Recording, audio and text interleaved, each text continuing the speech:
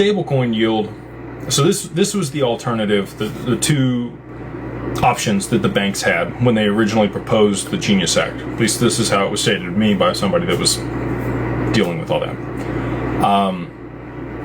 They gave the banks an ultimatum. They said, look, you guys either have to pass the yield on these stable coins to your patrons, the people that are using them in your ecosystem.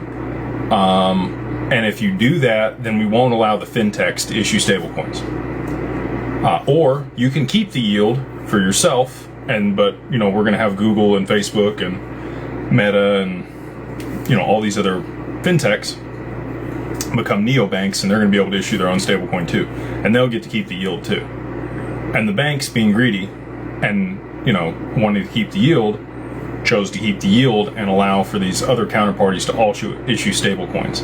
And now they've come back to the table and they're like, well, never mind. We might want to pass the yield on if they're out of the picture type thing.